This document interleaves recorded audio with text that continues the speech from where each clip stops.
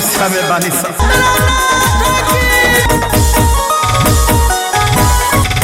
बाबा, ताकि हमी के समस्या दूर हो जाओ बाबा।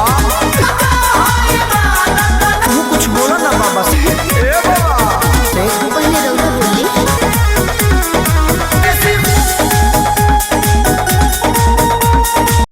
हर हर महादेव। खेसारी लाल यादव यानी कि hit machine trending star Khesari Lal Yadav के आ रहल बा गाना यानी कि धमाका बोलबम। हाँ भाई, बिल्कुल गाना बहुत ही बड़ा यानी कि बहुत ही स्पेशल साउंड के गाना आ रहल बा। यानी कि इतना ही बड़ा गाना अगर अभी तक पूरा रउआ ना जाना तो हम कहाँ से गाना आई कहाँ से ना आई, कि गाना फेक बगे कब फुल रउआ वीडियो देखम तबे रउआ मालूम चले कि आखिर ये गाना खेसारी लाल यादव यानी निष्ठा सिंह के साथ है कहाँ से आता। फुल जानकारी के लिए सबसे पहले भाई ये चैनल सब्सक्राइब कर दे कोई, ताकि हर अपडेट रुआ के हम सबसे पहले दी।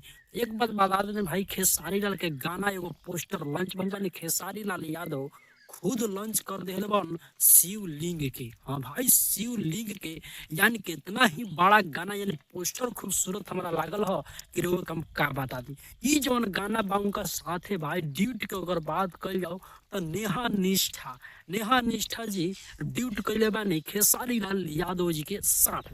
तो बहुत ही बड़ा बहुत ही प्यारा गाना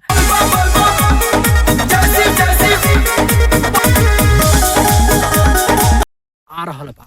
इतना बड़ा गाना कि रोवा लोग काहे बता दे। अब की बार मतलब कि बोलबम में गाना भाई केहू के तभी भोजपुरी में बाज नहीं रहल, लेकिन ई 110% बा कि गाना बजबे करी। काहे से कि खेसारी लाल यादव और नेहा निष्ठा जी के जोड़ी बहुत ही पसंद कल जाई, हमारा ई गाना में उम्मीद बा।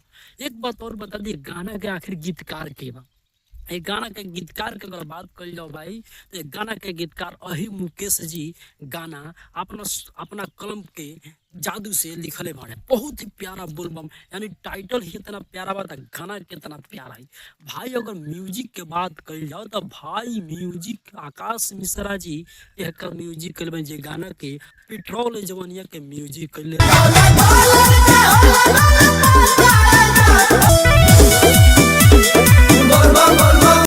उहे म्यूजिक कर मतलब भाई बहुत ही बड़ा बवाल गाना बा।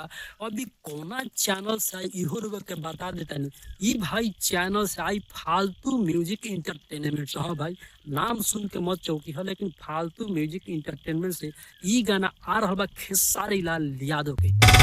बाबा बात और अपडेट बतावता नहीं कि अभी जो गाना यानी कि अभी जो ट्रेंड में चल रहा बा खेसारी लाल यादव के न्यूज, तब भाई हो मतलब कि सैया अरब गईले नाटू ओकर मूवी भी आ रहा बा खेसारी लाल यादव के। इवेंट शो हो गई बा, लेकिन अभी जैसे कि मतलब ओकर जैसे लॉन्चिंग डेट जैसे मतलब कि अभी ओकर शूटिंग फाइनल नहीं भइल और शूट मतलब अक्टूबर से भी वो फिल्म के शूटिंग कर जाए। बहुत ही बड़ा अपडेट बा खेसारी लाल यादव के। तो बहुत ही प्यारा गाना आ रहा बा शिवलिंग के। तो सब कोई जाके गाना का प्यार और आशीर्वाद दे कोई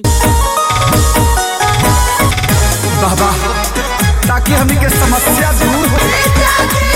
कि फालतू म्यूजिक एंटरटेनमेंट से आ रहा बा काल गाना आ रहा बा रौरा लोग के बीच में यूट्यूब ऑफिशियल चैनल से। तो सबको ये गाने का प्यार और आशीर्वाद देवे। काहे से कि गाना जो बा बहुत बेहतरीन हमारा पोस्टर लागल है, टेलर तभी लॉन्च नहीं के भाई, लेकिन रौरा लोग के जैसे अपडेट मिले हम रौरा लोग के जरूर बता दें कि मतलब कि टेलर के साथ में का आई बा। तो भाई ये गाना के सबको एंजॉय कर, सब कोई महादेव के नाम के एक बार लिख दे कोई, सब कोई शिवलिंग के कमेंट